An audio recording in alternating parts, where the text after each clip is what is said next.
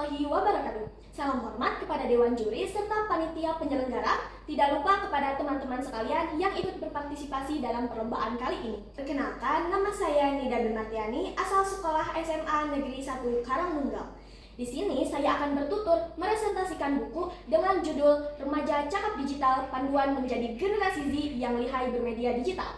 Buku ini ditulis oleh Gilang Jiwana Adhikara dan tim dengan penerbit Universitas Negeri Yogyakarta Press. Buku ini memiliki jumlah halaman 56 halaman dan juga diterbitkan pada tahun 2022. Teman-teman tahu tidak bahwa survei literasi digital menurut Kominfo pada tahun 2023 menunjukkan bahwa skor Indonesia masih dalam kategori sedang. Itu artinya kemampuan kita dalam mengelola dan juga menyaring informasi masih perlu ditingkatkan. Nah, teman-teman, sebagai generasi Z, kita tidak boleh puas hanya karena bisa mengakses teknologi, tetapi kita juga harus bisa mengendalikan teknologi. Seperti yang kita tahu bahwa seluruh aktivitas kita di zaman digital ini hampir semuanya berkaitan dengan teknologi.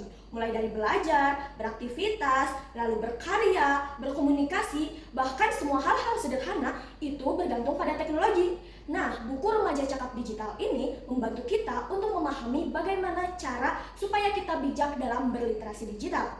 Buku ini juga membahas apa perbedaan yang kentara antara masa ketika zaman dulu dengan masa media di zaman sekarang.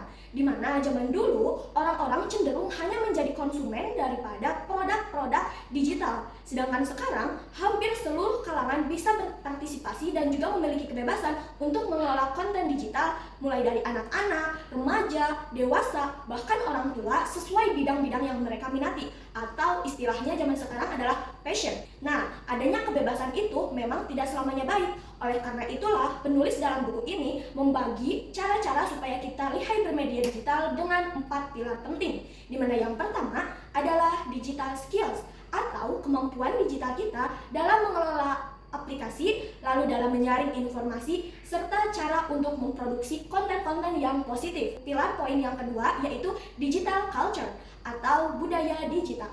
Nah, teman-teman, budaya digital ini adalah kemampuan kita untuk membiasakan diri bersikap sopan, menghargai privasi, dan juga terlebih adalah dengan meningkatkan sopan santun dalam berinteraksi di media sosial. Yang ketiga, terdiri dari pilar itu adalah digital ethics atau etika berdigital. Ini adalah kesadaran moral kita dalam menggunakan digital, di mana kita tidak boleh menyebar hoax, lalu kita juga tidak boleh menyebar atau melakukan cyberbullying. Dan yang terpenting adalah kita harus menghargai yang namanya hak cipta. Nah, yang keempat ada yang namanya digital safety atau keamanan digital.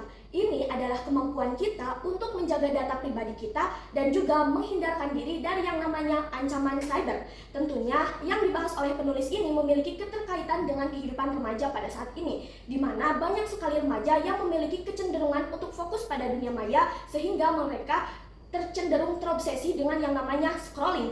Mereka juga tidak jarang mudah terbangkan oleh berita hoax. Selain itu, karena banyaknya konten yang berkeliaran di media sosial, mereka juga mulai mengonsumsi konten dengan asal-asalan, padahal tanpa tahu tuh apa sih manfaatnya. Selain itu, remaja-remaja sekarang juga lebih suka menghabiskan waktu untuk mengedit foto-foto tertentu supaya mungkin terlihat instagramable. Itu sih yang aku lihat dari teman-teman sekitarku. Padahal ya, mereka mungkin bisa saja tidak sadar bahwa dengan adanya media digital ini lebih banyak pula cara untuk penipuan. Misalnya, mereka tidak sadar bahwa dengan mengklik salah satu tautan yang tidak dikenali saja itu bisa membahayakan data pribadi loh. Dan dengan adanya kasus-kasus seperti ini, kita juga bisa membuktikan bahwa kemampuan dalam berliterasi digital di Indonesia itu perlu kita gali lagi. Karena bagaimanapun kita adalah orang yang hidup di generasi digital itu sendiri.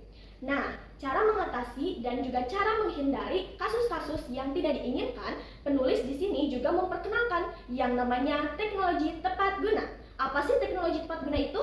Nah, jadi teman-teman, teknologi tepat guna ini adalah suatu teknologi yang dapat membantu kita serta memberikan manfaat-manfaat bukan hanya sekedar hiburan tanpa arah.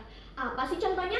Misalnya, ketika kita menggunakan aplikasi pengelola dokumen serta pembuat presentasi, contohnya seperti Google Docs atau Canva, di mana tentu saja itu dapat membantu kita dalam mengefisiensikan waktu, mengefisiensikan tenaga, dan kehematan dalam hal-hal lainnya untuk membantu kita dalam tugas sekolah. Nah, yang kedua adalah memanfaatkan platform e-learning. Banyak loh zaman sekarang, seperti misalnya ada Ruang Guru, Zenius, atau bahkan di YouTube juga banyak sekali konten kreator yang membagikan ilmu-ilmunya secara gratis. Nah, teman-teman, dari yang aku sebutin ini adalah salah satu contoh dari teknologi tepat guna yang dikenalkan oleh penulis. Tentunya adanya teknologi tepat guna ini adalah membantu kita supaya bisa memanfaatkan teknologi untuk berkarya, untuk belajar, untuk mengefisiensikan waktu, karena sejatinya teknologi itu hadir untuk membantu peradaban manusia, bukan malah untuk mengendalikan diri kita.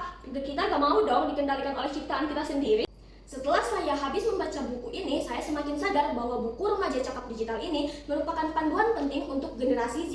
Karena buku ini tidak hanya mengingatkan kita terhadap bahayanya teknologi, tetapi juga menyadarkan kita bahwasanya teknologi itu bisa menjadi sahabat terbaik jika kita memanfaatkannya dengan bijak. Nah, teman-teman, kita juga tidak boleh pasif dalam menggunakan teknologi, tetapi kita juga harus memanfaatkannya untuk berkreasi, berprestasi, dan tentunya memberikan inspirasi. Karena dengan adanya teknologi ini, semakin luas pula jangkauan kita, maka semakin berpengaruh juga kehadiran kita. Maka manfaatkanlah teknologi sebaik-baiknya. Saya harap dengan adanya video ini, teman-teman sekalian lebih memahami lagi tentang literasi digital. Tentu saya akan lebih senang lagi jika teman-teman terpengaruh dari saya untuk membaca buku yang saya resensikan hari ini. Terima kasih sudah menyaksikan. Mohon maaf bila ada kata yang mungkin kurang dan perlu diperbaiki. Saya harap saya bisa belajar banyak dari buku ini, dan terima kasih. Wassalamualaikum warahmatullahi wabarakatuh.